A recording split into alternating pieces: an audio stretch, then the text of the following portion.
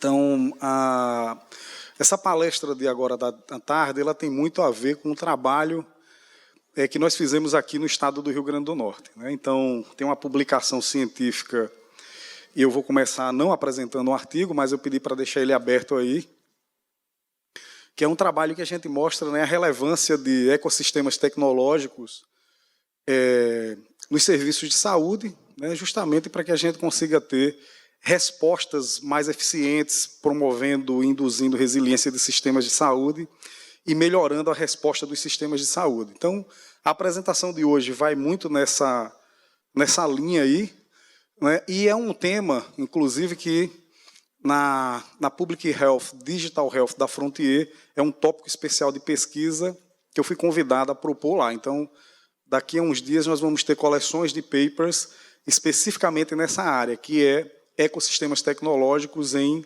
crises de saúde pública. Então, aqui, viu, Cipriano, foi muito bom porque serviu de aprendizado. Vai ser mais um bate-papo, de maneira informal, mostrando como é que é possível desenvolver esses ecossistemas e como esses ecossistemas são importantes para o mundo que a gente tem hoje em termos de ciência de dados, né? E o que a gente tem conversado hoje, e é uma proposta nova de discussão e de desenvolvimento de tecnologia, é justamente que se pensa, hoje o que se pensa é em dados para a saúde global. Ou seja, você ter dados que são integrados, que podem estar cambiando ou indo de um lugar para outro, de um país para outro, à medida que a população vai migrando de um lugar para outro. Então, hoje a gente tem um processo migratório muito forte com a aviação. Então, quando a gente olha para um vírus que se espalhou rapidamente, isso tem a ver com um mundo totalmente conectado, não só pela internet, mas porque as pessoas conseguem rapidamente ir de um lugar para outro. E ontem, na palestra do professor Rifato, fizeram uma pergunta: como é que a gente vai conseguir prever novas pandemias? É difícil essa resposta, mas a gente não vai conseguir fazer nenhum tipo de previsão se nós não tivermos dados, e dados que a gente consiga produzir informação. Então, um dos grandes problemas que a gente tem hoje, eu estava conversando isso hoje pela manhã, com o pessoal da OMS, da OPAS, nós temos muitos dados, mas temos poucas informações. Então, nunca se produziu tanta informação como se produz hoje. Nunca se produziu tanta informação, tantos dados como se produz hoje. O problema é que o gestor público, as autoridades públicas de saúde, eles têm tantos dados, Wilton, que eles não sabem o que fazer com esses dados. Só para a gente ter uma ideia, um dos sistemas que compõem esse ecossistema tem mais de 140 indicadores. Então, a gente tem que saber muito bem o que é que a gente vai selecionar, que tipo de informação a gente vai usar e como é que a gente vai tomar decisão. Então, pode colocar na apresentação, Tássia, por favor. Então, o tema da palestra é relevância de ecossistemas tecnológicos em crises de saúde pública. E aí eu vou trazer um pouco, vou passar os slides mais como uma temática. Eu sou Ricardo Valentim, sou professor do Departamento de Engenharia Biomédica aqui na Universidade Federal do Rio Grande do Norte, professor também do Programa de Engenharia Elétrica e de Computação. Minha área de atuação na Engenharia Elétrica e de Computação é Sistemas de Informação em Saúde, Tecnologia para a área de saúde, Análise e Ciência de Dados na área de saúde. E também professor do mestrado profissional em Gestão e Inovação da Saúde, onde a gente desenvolve vários trabalhos, é um mestrado profissional muito no campo da prática. Então, pode passar, que eu passo aqui, né?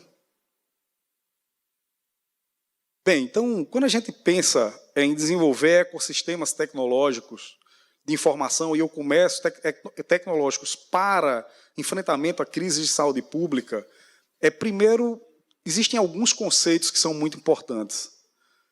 Um deles é como nós vamos conseguir dar uma resposta rápida àquele problema de saúde pública. Essa é uma questão fundamental.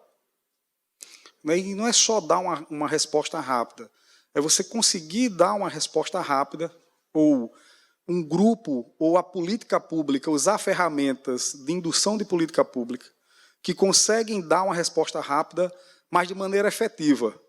Porque muitas vezes a gente tem algumas respostas que podem ser rápidas, mas não têm efetividade.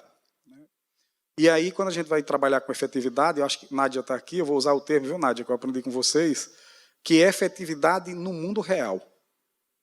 Então, no mundo real, o que é que está acontecendo? É isso que interessa. Então, aquilo que está sendo produzido realmente está produzindo efetividade no mundo real. Tem vários exemplos, alguns deles eu vou falar. Inclusive, é bom que tem um epidemiologista aqui que pode me ajudar também, Ion, quando a gente for falar, por exemplo, de um projeto que inicia na questão da sífilis, mas que ele é utilizado e capturado oportunamente na pandemia de Covid-19.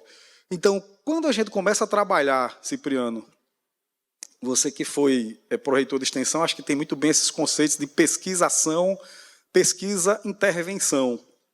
Então, trabalhar com ecossistemas tecnológicos em um ambiente transdisciplinar, essencialmente é uma pesquisação, porque você está no campo da prática. Então, nós estamos no campo da prática, olhando os problemas cotidianos e resolvendo esses problemas. Então, a pesquisa, Heloísa, ela serve para que eu investigue a minha prática e, a partir dessa minha prática, eu proponha processos de melhoria. E aí você melhora a prática e a prática induz a pesquisa, que melhora a prática. Então, é um processo de retroalimentação. Então, você tem que planejar, agir. Esse monitorar nada mais é do que descrever os resultados daquela ação que você fez e depois avaliar. E isso é um ciclo espiralar. Quem trabalha com processo de melhoria contínua entende muito bem isso aqui. Quando a gente fala de intervenções de melhoria contínua, eu pedi para o primeiro trabalho que eu passei para a turma, se tiver algum aluno da minha turma aqui assistindo, de engenharia de certificação de software em saúde, foi a leitura do artigo. E muitos alunos dessa turma são de engenharia de produção. Apesar de eu ser professor da engenharia biomédica, é comum a gente ter alunos de engenharia de produção assistindo essa disciplina. E alguns dizem, professor, pesquisação é PDCA, né? Eu disse, pode ser PDCA, pode ser Scrum, pode ser qualquer metodologia que olhe para o problema e que consiga, a partir desse problema, fazer refinos e entregar produtos que façam intervenções de melhoria. É isso. Então, desenvolver um projeto, um ecossistema tecnológico, no meio de uma crise sanitária, que consiga dar resposta rápida, ele é, sim, uma ação de pesquisa. A metodologia básica é a pesquisação. Agora, que ferramentas nós vamos utilizar para construir esse processo intervencionista, aí vai ficar a critério do grupo de pesquisa. Então, esse processo ele cabe muito bem dentro do desenvolvimento de tecnologias da informação e comunicação ou simplesmente da melhoria de processos de trabalho, porque nem sempre você precisa desenvolver uma tecnologia ou entregar uma tecnologia nova para produzir uma inovação. Mas, no caso dos ecossistemas, e quando a gente fala ecossistema, não necessariamente é um software, Wilton, que a gente está usando lá no Ana Bezerra. Eu posso simplesmente, numa parte do processo do ecossistema, ter uma intervenção de comunicação. Então, muita quebra que existem nos hospitais públicos, eu falo dos públicos, porque o privado eu não conheço muito como acontece lá os processos de trabalho, se dá, por exemplo, por engenharia do fator humano. Ou seja, muitos equipamentos que quebram é por mau uso. E como é que a gente faz uma intervenção para melhorar aquela questão do mau uso? Um dos trabalhos que foi feito na EBSE, inclusive de Fernanda, que foi lembrada hoje pela manhã, era sobre isso. Então, você tem equipamentos de ressonância magnética que quebram, às vezes, porque a pessoa entrou com um equipamento dentro da sala que não poderia entrar. Ou, por exemplo, aquelas camas eletrônicas que você controla e a pessoa, quando vai fazer a limpeza, deixa o equipamento lá e essa cama quebra. E aquele leito de UTI, ou leito de enfermaria, fica impossibilitado de internar pacientes, gerando um dano para o sistema. Então, uma intervenção aí é muito mais de qualificação de pessoal, para saber fazer o uso, do que propriamente entregar uma tecnologia. Então, quando eu estou falando de ecossistema, significa tudo aquilo que envolve aquele processo que está no meio daquele problema que a gente deseja resolver. E por que ecossistema? Porque o ecossistema ele parte de um movimento integrado. E durante a construção do SUS toda, e quando a gente olha, quem vai ler e estudar sobre isso, desde a RIPSA, 1993, quando foi discutido na 11ª Conferência Nacional de Saúde, já faz um tempinho, eu acho, Cipriano, Cris deve ter participado desse movimento também, uma das coisas que se discutia naquela época já era a integração de dados. Ou seja, já existia na construção do pensamento para a saúde pública no Brasil um olhar integrado dos sistemas. Isso é construir ecossistemas. O SUS ele tem um grande ecossistema tecnológico.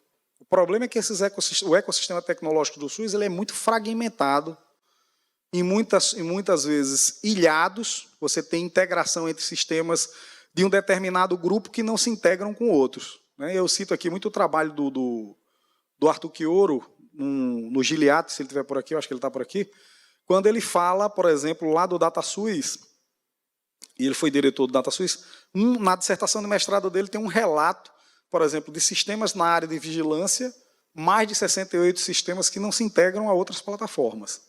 Ou seja, isso não é um problema novo, é um problema bastante antigo. E foi da cultura de desenvolvimento. Por quê? Porque, na época, quando se pensou sistemas de informação para a saúde, o olhar era, que a gente fala, era de um olhar de sistemas não integrados. Existiam redes de computadores, em 1993, aqui no Brasil já, só que era mais difícil, era muito mais difícil. Hoje, não. Hoje, nós já temos uma coisa que chamamos de Fiber to the Home, ou seja, é a fibra na casa do usuário, que nós chamamos na computação de última milha. Então, quem estuda toda a evolução da telecomunicação no Brasil e no mundo, sabe que a última milha era o que todo mundo desejava, que era você ter conectividade de alto desempenho na casa do usuário, na casa de qualquer cidadão. Isso, no Brasil, ficou por muitos anos somente na RNP. Você tinha o que nós chamávamos de backbone de fibra ótica de 100 gigabits. Hoje nós temos de 100 gigabits, mas tivemos gigabit, 10 gigabits, e depois nós tínhamos isso dentro das corporações, e hoje nós já temos na casa do usuário. E com a tecnologia 5G, acabou. Nós vamos ter internet acessível para todo mundo. Então, é muito mais fácil pensar sistemas integrados hoje do que era antes. Então, não é que o pessoal que construiu o caminho antes não sabia construir. É porque o que eles construíram eram as ferramentas que têm. Então, não tem crítica com relação a isso. É uma análise temporal da construção do próprio sistema de saúde. E nós não podemos reclamar muito do Brasil, porque quando a gente vai para países como Estados Unidos e outros países, eles também têm os problemas de integração com relação aos sistemas de informação também na saúde. Por várias questões, pela forma de pensar os projetos, pela forma de construir os sistemas. Muitas pessoas que desenvolvem as tecnologias para a área de saúde são puramente das tecnologias e não entendem de saúde. Isso faz toda a diferença. Uma coisa é você desenvolver um sistema acadêmico para uma universidade, ou para um conjunto de escolas. Outra coisa é você desenvolver um sistema de informação em saúde, ou um conjunto de sistemas de informação em saúde, que a proposta base lá dele é integrar a vigilância com a atenção. E no caso das crises de saúde pública, olhar para o problema com um nível de profundidade e conseguir captar daquele emaranhado, ou daquele conjunto enorme de dados, a gente fala de Big Data, ou seja, terabytes de dados são produzidos por segundo no mundo, e você conseguir naquele trilhões e trilhões de bytes de dados, você conseguir tirar o que é essencial. Isso não é uma tarefa simples, Cabeto. Na pandemia foi produzido muita informação, muitos dados, mas poucas informações foram produzidas e menos conhecimento ainda. Mas aí eu vou para o campo da vacina, para outras coisas. Não é disso que eu estou falando. Eu estou falando sobre conhecimento a partir de uma análise de dados para apoiar a tomada de decisão. Eu me lembro que durante a pandemia, eu visitei vários estados. Vários. Estava em Brasília, no pico da pandemia, a gente estava lá tentando ajudar o Ministério da Saúde a resolver várias questões. Nós fomos para o Rio de Janeiro, São Paulo, Mato Grosso do Sul, Pernambuco, vários. E as autoridades de saúde pública, Nicolas, eu acho que você lembra disso, eles dizem, Ricardo, a gente não sabe o que faz. Quando os epidemiologistas mandam abrir, é para fechar. Quando manda fechar, é para abrir. Por quê?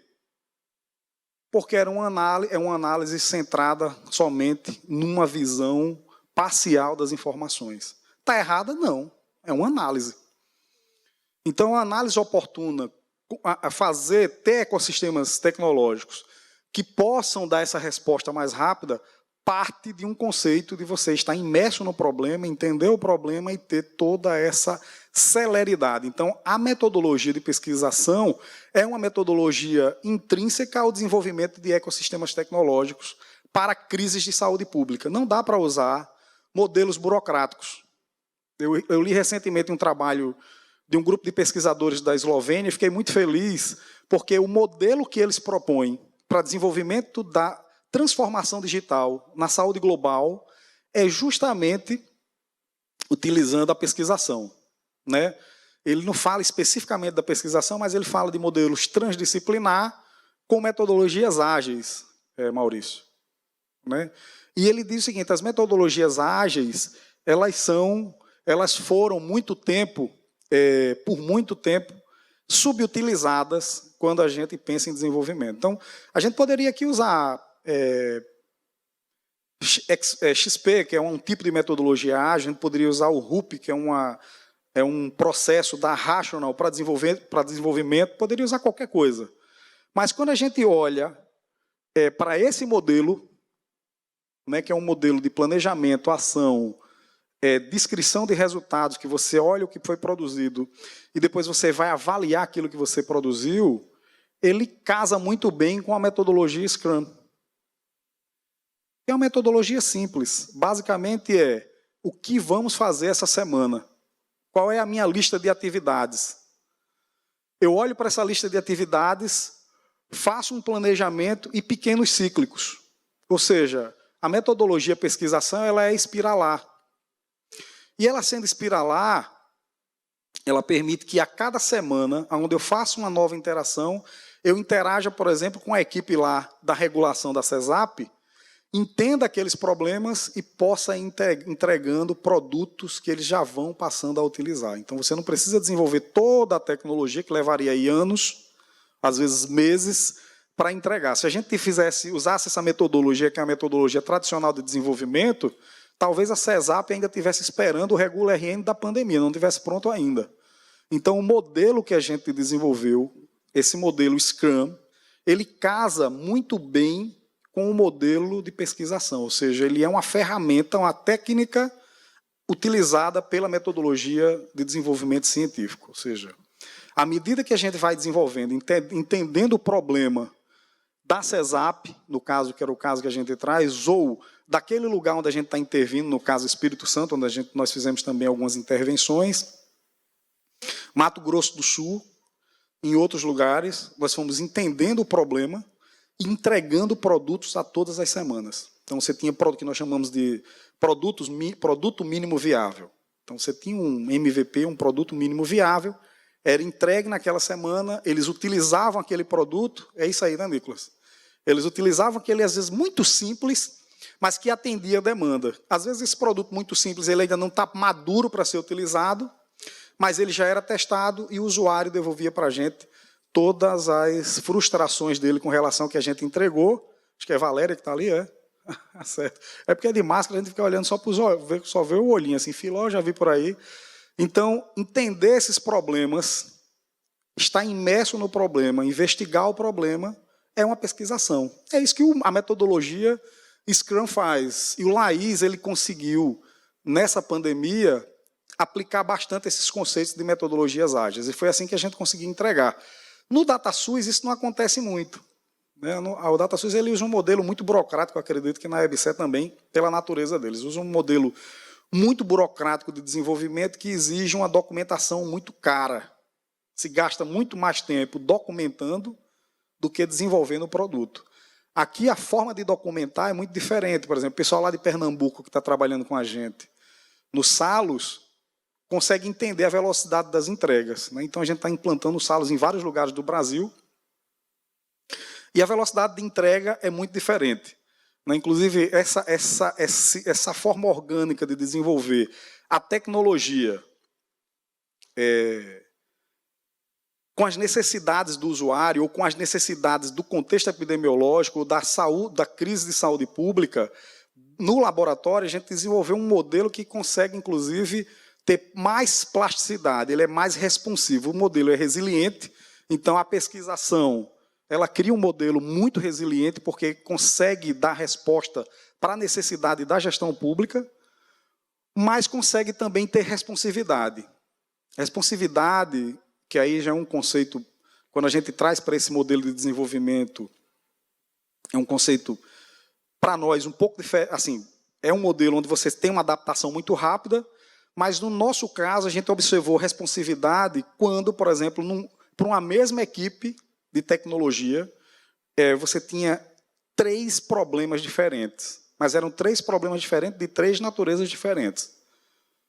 Por exemplo, o RN mais vacina, o Regula RN e os sistemas de gestão hospitalar. Isso entraram no mesmo período, de uma vez só, e nós não tínhamos como expandir a equipe. Porque na área de tecnologia em saúde, não é só aumentar a equipe. Você tem que aumentar a equipe para absorver a demanda, mas a equipe tem uma curva de aprendizado. Então, não é só botar mais pessoas para produzir. Né? Eu tenho que colocar mais pessoas, essas pessoas têm que ter um nível de qualificação que entenda sobre sistemas de saúde especificamente naquela área. Senão, você vai ter um monte de pessoas que não vão fazer nada. Então, e não dá para ter, numa equipe de desenvolvimento, durante uma crise de saúde pública, pessoas que estão numa curva de aprendizagem ainda muito lento, porque você vai gastar tempo para treinar essas pessoas também. Né? Então, aquela equipe que deveria estar treinando, está desenvolvendo. Então, esses conceitos iniciais eles são importantes para a gente entender essa questão do ecossistema. Eu chego já lá nele. Né? Um outro conceito importante quando a gente vai para a questão de ecossistemas tecnológicos para a crise de saúde pública é o conceito de cooperação técnica. Né? Não é possível a gente desenvolver uma tecnologia, incorporar uma tecnologia, dar valor de uso a essa tecnologia se não houver a cooperação técnica. Por que a cooperação técnica é importante? Porque se eu coloco uma tecnologia num determinado lugar e não há engajamento para o uso da tecnologia, ela simplesmente não vai ser utilizada. A gente consegue observar isso em vários lugares por onde a gente tem transitado nessa área de tecnologia para a área de saúde. Então, é preciso, além da questão de desenvolver rápido e dar resposta para as necessidades do gestor, das autoridades sanitárias, é necessário também você ter um modelo de cooperação técnica. Então, a cooperação técnica ela pode acontecer dentro de uma mesma instituição. Né? Por exemplo, vou pegar aqui no caso da universidade, nós temos os sistemas SIGs. SIGA-A, SIGA-RH, CIPAC. Esses sistemas, em determinados momentos, precisam de cooperação técnica para ter adesão na comunidade acadêmica. Então, o pessoal da administração tem que cooperar tecnicamente com o pessoal lá da secretaria acadêmica, porque, em determinado momento, existe transição de orçamento entre uma coisa e outra. Então, se o pessoal da área acadêmica não passar corretamente as informações para o setor do financeiro, isso não vai funcionar. Agora, na área de saúde pública, isso ainda é mais complexo. Porque você tem aí diversas secretarias, com diversas naturezas. Se você for para o Ministério da Saúde, eu gosto de dizer que cada secretaria é um ministério singular. Cada um tem autonomia como se cada secretário fosse um ministro. E você tem ilhas de conhecimento, de tecnologias, de competências dentro daquelas áreas. Então, quando se desenvolve algo dentro de uma mesma instituição, precisa da cooperação técnica. Agora, numa crise de saúde pública, esse problema, esse desafio ele ainda é maior. Por quê? Porque você tem, no caso do Brasil, você tem uma pactuação interfederativa. Então, uma intervenção do Estado ela precisa estar muito alinhada com as necessidades dos municípios. E, muitas vezes, quando a gente vai intervir para ter mudança de cultura ou de processo de trabalho, o município ou o Estado, e às vezes a União também, existem pontos de resistência. Então, a cooperação técnica entre diversos órgãos diferentes, entidades diferentes, é muito importante para o desenvolvimento de ecossistemas que têm como missão enfrentar crises de saúde pública. Eu não vou antecipar, não vou dar o spoiler do próximo slide, mas é isso que já a gente vai ver. Então, a cooperação técnica é muito importante, porque cada um tem uma competência e, muitas vezes, o ecossistema ele vai participar, ele vai se apropriar dessas competências para ter responsividade, ou seja, ele se adaptar à conjuntura crise de saúde pública. Pronto, esse é o caso. Então, esses conceitos que eu estou falando, todos eles vocês vão encontrar lá naquele artigo com um nível de descrição bem melhor. Lá, inclusive, mostrando documentações que comprovam, por exemplo, os efeitos dessas cooperações técnicas das políticas de intervenção. O caso é esse. Aqui no Rio Grande do Norte, durante todo o processo da pandemia, vários eram os desafios. Quando a gente fala de desafio, significa que muita coisa deveria ser feita. Quando o laboratório foi convidado para desenvolver tecnologias, ou, na verdade, nós fomos convidados, não foi nem para desenvolver tecnologias, nós fomos convidados para atuar consorciado ao Estado no desenvolvimento de demandas, para resolver demandas que poderiam chegar. A gente não sabia delas qual era, na verdade, né, Cipriano? Eu me lembro daquela reunião que a gente teve lá com o governo do Estado, no Centro de Convenções, e a gente saiu de lá sem saber direito o que ia fazer. Depois tivemos uma reunião na CESAP, o laboratório foi para lá e as pessoas, precisamos de teleatendimento, telesaúde, porque muitas pessoas vão ter que ser atendidas remotamente, precisamos de um sistema para orientar a população, para que a população não saia de casa quando estiver doente, só vá quando realmente precisar, e em cima disso nós fomos construindo, mas tinha que ser muito rápido, porque em 11 de março a OMS decreta estado de pandêmico, ou seja, um problema global de saúde, uma crise de saúde pública, e a gente não poderia esperar o vírus chegar aqui no Brasil e para começar a resolver as coisas. Era preciso agir mais rapidamente. Então, o governo do Estado ele começou a imprimir uma série de decretos, o governo federal também já no mês de fevereiro, e nós começamos a atuar.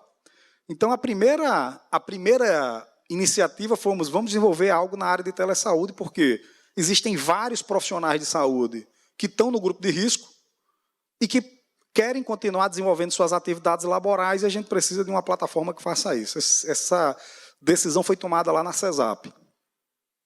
Então, essa foi a primeira demanda. Então, nós criamos uma demanda chamada de telesaúde. Mas mais importante do que aquelas tecnologias era o que essas demandas deveriam atender. Então, nessa mandala, nós temos do lado de fora dela demandas da gestão pública. Então, você tem dados e informações, comunicação, educação, vigilância integral, monitoramento, atenção integral, aí tem umas que eu não estou conseguindo mais ler aqui, manejo do clínico dos pacientes, deixa eu ver se eu consigo ver para cá. E aí você tem planejamento, então você tem um conjunto de ações que são dimensões, e a gente separou todo esse ecossistema, ele deveria dar conta de todas essas dimensões, nem todos estariam totalmente integradas a essas dimensões, mas essas tecnologias que compõem o ecossistema, algumas delas fazem interseções com mais de uma das dimensões. Então, algumas dessas tecnologias elas tiveram uma importância muito grande durante o projeto, e até hoje tem esse projeto, essa ação de intervenção de política pública. Quando nós olhamos, por exemplo, para o ecossistema, sim, tem ali rastreio, manejo e manejo de contato. Então, todas essas eram demandas que tinham lá na CESAP. A gente precisa fazer rastreio de contato, nós precisamos, algumas do município de Natal também, do município de São Gonçalo, de outros do município de Parnamirim. Então, haviam demandas que eram dos municípios. E essas demandas todas estavam no campo da gestão ou no campo da prática das atividades clínicas, e nós íamos mapeando essas dimensões e colocando. Então, tudo que estava sendo desenvolvido precisava estar sempre olhando para essas dimensões. Não poderiam estar fora disso, porque senão a gente estaria desenvolvendo algo que não era de interesse público, porque simplesmente não teria finalidade para as autoridades sanitárias. E aí nós pensamos, primeiro, telesaúde, como eu falei, vários atendimentos foram feitos, inclusive no hospital universitário, muita coisa que está nessa mandala, ela serviu para o Estado, serviu para o hospital, serviu para os municípios. Então, quando nós fizemos telesaúde, muitos pacientes da área psicossocial, com depressão ou com outros problemas nessa área de saúde mental, foram atendidos pela telesaúde. E quando não tinha internet, Cipriano, o que era que foi feito? Um grupo de profissionais de saúde, lá do Onofre Lopes, rastreavam esses pacientes, olhavam na região onde tinha um orelhão, e o paciente era atendido pelo orelhão, e a gente fazia esse registro todo nos sistemas. Então, você sabia quando o paciente ia ser atendido. A ideia era não negar o serviço. Outro caso, e aí para a gente ver que nem sempre você precisa que a tecnologia, da forma que ela foi desenvolvida, chegue lá. A gente precisa usar alguma mediação tecnológica, que era o orelhão, que a gente está até querendo jogar eles fora. Ninguém pensa que serve para nada, mas na pandemia teve. Não foram todos os casos, foram muito poucos casos que foram assim, mas aconteceu, Cabeto. Lá no hospital, por exemplo, o Emerson, alguns pacientes foram atendidos por orelhão. Acho que você sabe disso, né? Tivemos também pacientes com esclerose lateral amiotrófica. Não fazia muito sentido os pacientes saírem 340 quilômetros lá em Pau dos Ferros ou em Apudi para vir para Natal para ser atendido. Era uma outra demanda que a gente tinha, e esses pacientes eles passaram a ser atendidos por telesaúde. Mas eu vou dar uma girada bem rápida e vou olhar, por exemplo, para a agência Covid-19, que não tinha tecnologia. Ele não era uma ferramenta tecnológica, era um movimento de comunicadores articulado pelo LAIS, mais ou menos 20 comunicadores, não era, Juciano? Que faziam parte das universidades, que estavam no nosso estado, e geralmente quando saía uma fake news, a gente juntava com os comunicadores, a gente precisa fazer um desenho de comunicação que ajude a resolver isso. E eram pautados vários jornalistas no estado, o pessoal que trabalhava na imprensa, com a comunicação. Muitas vezes, Kaline, o pessoal lá do laboratório, a gente fazia vídeos ensinando como é conter a curva de transmissão, a importância da máscara, a importância da vacinação. Então, sempre que tinha essas fake news, havia um movimento para corrigir aquelas informações que eram erradas, ou equivocadas, ou já colocadas na sociedade propositalmente. Então, era um movimento que não era um movimento da tecnologia, mas fazia parte do nosso ecossistema de enfrentamento à Covid-19. Muitos de vocês talvez nem saibam disso, mas nós criamos um grupo, onde esse grupo ele discutia exatamente as ações de comunicação durante a pandemia. Inclusive, quem ia dar entrevista, quem falava, os releases que iam para a imprensa. Uma pessoa se dedicava a escrever, estudar e pautar a imprensa sobre aquele tema. Então, isso foi muito feito na época toda durante a pandemia.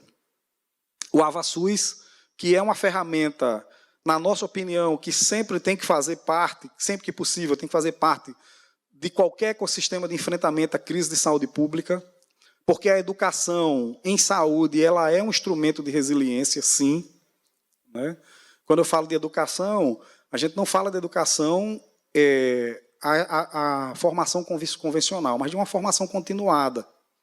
Então, os testes que foram distribuídos no Brasil, o curso de formação para os profissionais de saúde sobre o teste foi o AvaSUS. E nós conseguimos alcançar aí 20, 30 mil pessoas. Agora, você imagine a gente ter que treinar 30 mil trabalhadores da saúde a fazer o teste. Talvez a gente ainda estivesse fazendo, se isso fosse presencial, fazendo isso ainda hoje.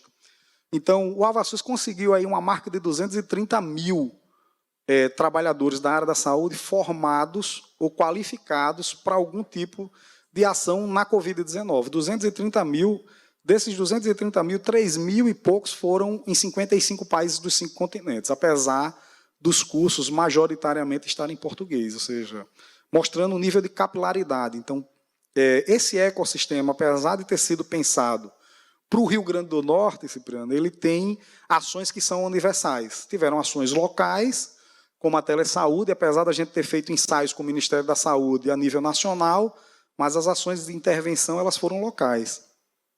E a tecnologia ela mediou o processo. Não tem como a gente falar hoje de intervenção de política pública sem tecnologia. É ilusão, porque você não tem como medir a eficácia e a efetividade dessas ações. Né? Você pode usar outros instrumentos de medição, não sei que seja em pequena escala, mas projetos com financiamento público a nível de estado, a nível de município, por exemplo, um município como Natal, que tem 800 mil habitantes, você fazer intervenções de política pública sem ter um sistema que permita o gestor público medir, é muito difícil. Então, quando a gente olha também... então, a AvaSUS já teve esse papel, mas aí nós temos o Regula-RN, né, que, para a gente, nós do LAIS, foi um dos mais importantes sistemas de informação para soluções de problemas no SUS, e hoje o entendimento que o Regula RN tem sobre as questões do sistema de saúde, que nós aprendemos, né, com o desenvolvimento dessa tecnologia, incorporação dele na CESAP, trouxe para o grupo um entendimento muito mais amplo. A gente afirma categoricamente que um grande problema do sistema de saúde é regulatório, não é financiamento somente. A gente pode até falar de financiamento. Algumas pessoas dizem que há subfinanciamento. Mas quando a gente começa a estudar a regulação do SUS, o problema é muito mais de regulação do que somente de financiamento. A gente pode falar de financiamento, mas a gente tem que resolver primeiro a regulação. Porque se a gente não resolve a questão da regulação, você não tem como ter efetividade nas ações que estão sendo feitas. Isso hoje já é extremamente relevante e no futuro quase impossível você atuar no sistema de saúde sem conseguir medir o que está sendo feito. E a regulação, ela amplia o controle do Estado sobre aquilo que está sendo feito. Ele dá poder ao gestor público. Ele sabe exatamente o que está sendo feito. Eu vou botar 2 pontos como exemplo. O RN mais vacina, que se popularizou, nós temos aí mais de 3 milhões de pessoas cadastradas. Você imagine o governo com 3 milhões de pessoas cadastradas numa plataforma. Nós chegamos a 2 milhões de pessoas em 2 meses, 3 meses. Por aí, 1 milhão e pouco. Ou seja, você tem quase a população toda do Estado, Cipriano, cadastrado nessa plataforma.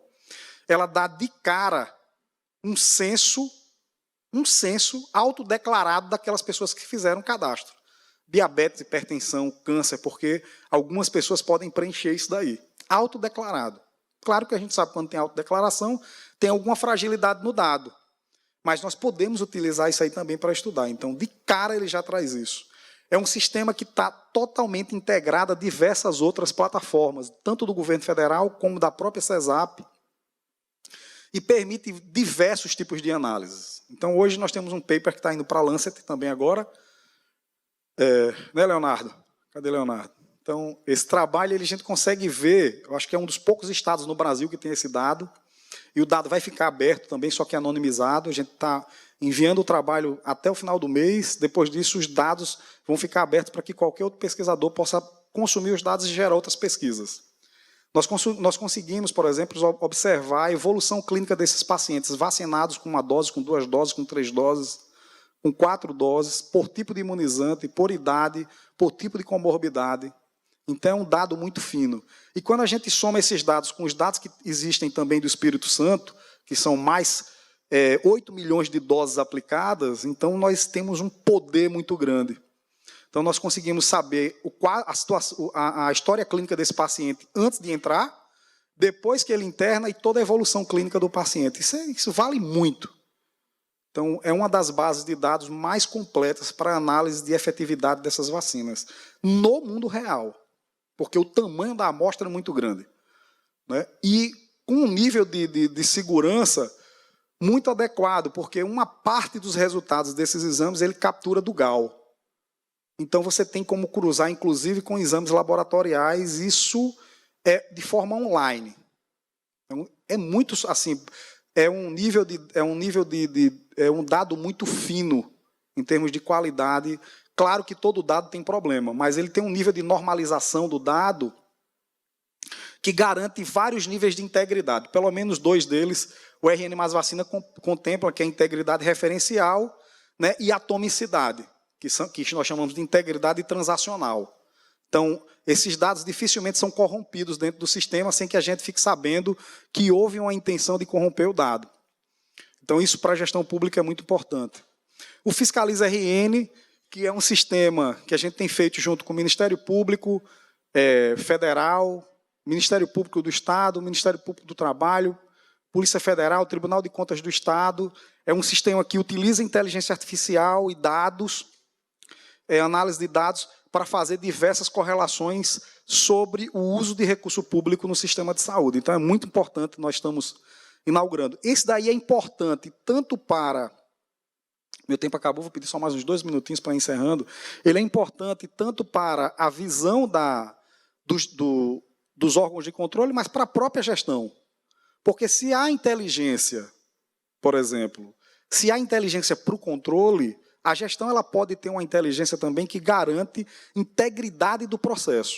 Por exemplo, o Regula RN, ele vai nessa linha, né, que é um sistema, uma nova geração de sistemas que garante, dentro do sistema de saúde, a integridade do processo. Ou seja, quando o secretário de saúde ele atesta um pagamento, ele tem certeza que aquele pagamento foi feito porque toda a cadeia foi corretamente desenvolvida. Então, ele cruza também com dados da área financeira. E a gente sabe que no SUS são vários sistemas para fazer cada uma dessas coisas, e é uma dificuldade muito grande com relação a isso. O Bruno está ali olhando para mim. Bruno, estou já chegando no final. Então, esses sistemas todos foram importantes. Eu vou destacar aqui o SALOS, né, que é um sistema que começa com o projeto Sífilis Não. Ele utiliza inteligência artificial para corrigir...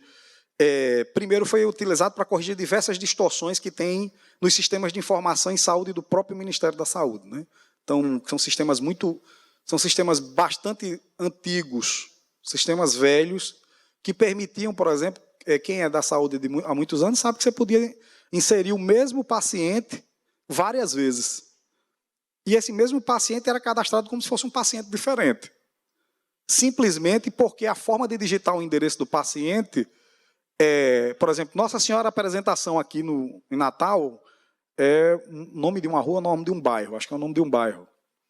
Ele tinha 140 e poucas formas de descrever diferente. Então, sempre que era digitado um paciente, era digitado o endereço dele novamente e pedido para digitar o endereço dele de forma diferente. Então, na pandemia, foi feito o ESUS-VE, que era um sistema de notificação dos casos de Covid-19. E o ESUS-VE, ele tinha um problema ainda tem um problema muito grave. Por quê? Foi um dos sistemas que foi entregue rapidamente, né? Foi produzido pelo Ministério da Saúde em 72 horas, foi entregue, então ele veio cheio de problema. Ele foi para poder fazer as notificações de maneira emergencial.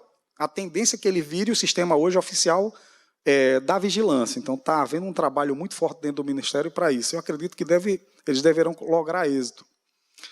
Mas o problema era que tinha milhares de registros feitos de maneira equivocada. Então, aqui mesmo no município de Natal, acho que foram mais de 40 mil registros corrigidos só numa semana. E como ele tinha muito problema, o que é que você tinha? Você tinha um sistema de informação que você tinha que exportar o dado para uma planilha, corrigir aquele dado numa planilha Excel e depois botar o dado no sistema de novo. Ou seja, ele não é um sistema que trabalha para a gente, ele é um sistema que botava a gente para trabalhar para ele. Essa é a lógica. Né? E a gente vê isso em vários sistemas de informação. Né? Então, você imagina que um sistema desse, o nível de distorções que ele tem para que você consiga fazer uma análise clara da situação da crise de saúde pública que a gente estava vivendo, no caso da pandemia. Mas a gente pode estender isso para várias coisas. Essa nomenclatura de redundância de dados. E aqui a gente sempre faz uma pontuação, né? Os colegas que são epidemiologistas, muitas vezes ele tem uma visão de quem trabalha com ciência de dados, né, Marquione, concorre com epidemiologista, não tem nada a ver. Ciência de dados é uma área complementar da epidemiologia. Então, a epidemiologia bebe da ciência de dados.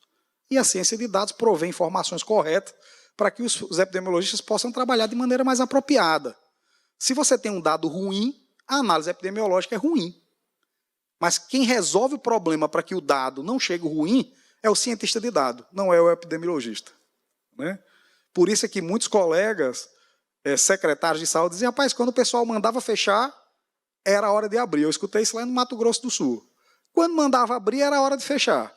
Por quê? Por conta do atraso no dado, por conta de dados redundantes, de dados ruins, de dados mal qualificados. E por que o SALOS ele é muito bom? Isso é uma ideia do professor Ion. Né? Ele traz a questão da gestão do caso, e gestão de caso serve para Covid, serve para HIV, serve para sífilis, para dengue, para tudo. É um olhar individual de cada paciente. E você faz o acompanhamento até o desfecho final do caso. E ele é muito importante para a regulação. Porque como é que eu vou regular, durante uma pandemia, as despesas, os custos e o planejamento das ações de intervenção de política pública, se eu não conheço bem o cenário epidemiológico? A gente faz dispensação de medicamento, interna paciente e não tem controle. A mesma coisa era o Regula RN. Se a gente não tivesse, Cipriano, esse Regula RN, A gente estava regulando pacientes no papel, ou numa planilha, ou em sistemas que eram totalmente desintegrados.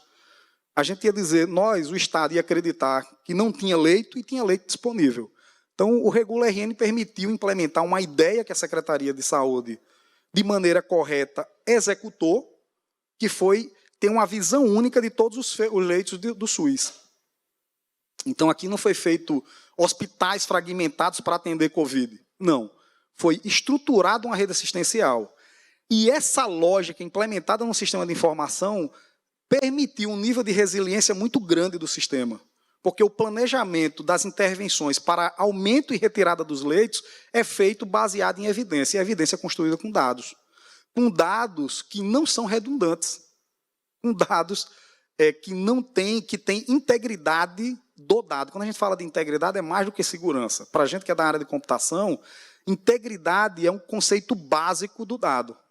Eu tenho que ter certeza que aquele dado é íntegro. Íntegro porque ele não foi corrompido durante uma ação transacional de uma operação do banco de dados. Ou seja, se uma parte do dado, na hora da inserção do dado, falhar, toda a operação é desfeita e é solicitado que esse camarada faça de novo. Para dar um exemplo para quem é da área da saúde, isso é uma transferência. Uma transferência é um saque e um depósito no banco. Eu vou transferir dinheiro da minha conta para a conta de Tássia. Se no meio desse negócio faltou energia, eu saquei, mas não depositei, por exemplo. No caso de uma operação transacional, isso nunca vai acontecer, porque ele vai ficar esperando a confirmação do depósito para poder realizar tudo. Esse é um tipo de integridade. E o outro tipo de integridade é eu garantir que aquele dado não é redundante. Ou, se for redundante, é somente quando for necessário. Porque dados redundantes significa que você tem a mesma informação duplicada. Isso faz toda a diferença. Eu vou pegar aqui o caso da sífilis agora para finalizar a minha fala. Eu estou falando isso para realmente... O nosso objetivo com o relatório, né, Caldeira, é provocar o sistema de saúde brasileiro. Não só com relação à sífilis, com relação aos sistemas de informação que precisam ser remodelados. Por exemplo, uma mulher gestante, Cipriano, ele não é visto como uma mulher gestante infectada no Sinan. Ele é vista como uma notificação de uma mulher com sífilis. E isso faz toda a diferença para quem entende de SUS, que é o que o Ion colocou para a gente. E aí eu estou alicerçado no conceito de um epidemiologista. Então não venho dizer que é um cara da área de ciência da informação falando sem ter o respaldo de um epidemiologista. Você pode notificar a mesma mulher gestante 10 vezes com sífilis. A mesma mulher. E vai contar, os boletins vão contar 10 vezes essa mulher. No caso da gestão de casos, não, porque ele olha para o paciente. E aquela gestão de caso de sífilis, ela é tratada de maneira singular. E você vai acompanhar isso até o desfecho. Resultado disso eu finalizo agora. Nós temos um problema no Brasil, que é uma epidemia de sífilis, ninguém nega isso. É uma crise de saúde pública grave, precisa de ecossistemas tecnológicos, precisa de intervenções de políticas públicas locais, universais, mas ela precisa de regulação. Ela precisa de regulação do Estado, ela precisa de uma regulação interfederativa. Ela precisa corrigir o rumo das informações, porque quando a gente olha para a PCDT, você tem 3 parâmetros. É Miranice ali, é? Miranice está de máscara com óculos. Eu tentando reconhecer, estou achando parecido com alguém. Você tem 3 parâmetros na PCDT. 3. 2 deles são subjetivos. Um é objetivo. O que nós estamos dizendo é que o parâmetro objetivo ele foi ignorado em pelo menos 97% dos casos. Tem alguma coisa errada, é óbvio que tem. Então é sobre isso que a gente fala, é sobre isso que a gente mostra a importância de você ter sistemas íntegros. A maior parte das decisões, a gente fez um documento, Cipriano, acho que você lembra, pediram para a gente fazer um relatório técnico, acho que foi no mês de agosto do ano passado, que o objetivo do relatório técnico foi mais para consumo interno da CESAP, ele mostrou, por exemplo, que todas as intervenções feitas pelo Estado, através de decretos, foram efetivas na redução da curva de transmissão da Covid-19, do vírus que causa a Covid-19 aqui no estado do Rio Grande do Norte. nós pontilhamos todos os decretos e a curva. Sempre que teve uma ação de intervenção, você tinha um período de subida e logo depois começava a descer os casos. Isso está provado, demonstrado através de análise de dados de sistemas que saíram daí. Um deles foi o coronavírus RN, que analisava a taxa de transmissibilidade. Que, para poder a gente mostrar essa taxa de transmissibilidade, foram horas olhando modelos baseados em inteligência artificial, modelos utilizados pelos colegas da Imperial College, de outros lugares, até a gente conseguir trazer um modelo que realmente a gente confiasse para fazer essa medição. E por que funcionou? Por que sempre que a curva de transmissão estava aumentando, quando o governo do Estado intervia, essa curva baixava? Porque foi apoiado, as decisões foram apoiadas em dados. Dados que foram tratados e que tinham confiabilidade. Então, eu quero finalizar dizendo, é impossível, em qualquer lugar do mundo, você conduzir uma política pública olhando para um dado distorcido. Porque você está conduzindo algo que pode não... Você está conduzindo a política pública para um lugar que o lugar que você está vendo pode não ser real. É sobre isso que a gente está falando na sífilis. A gente não está dizendo que não tem que notificar, o que tem que deixar de notificar, o que tem que tratar, o que deixar de tratar. A gente acredita que todo mundo que precisa deve ser tratado e tratado adequadamente. Agora, a gente não pode esquecer que quando você notifica muito, Cipriano, e você notifica erradamente, a gente traz recurso público para lugares que, às vezes, não precisavam daqueles recursos para fazer isso. E que isso tem um monte de interesse por trás disso. E não é o interesse das autoridades sanitárias. Então, é isso que a gente coloca, é sobre isso que a gente está falando, é isso que a gente quer pautar. E uma coisa que a gente tem, viu, Marisa, é coragem para falar. E a gente vai falar. Obrigado.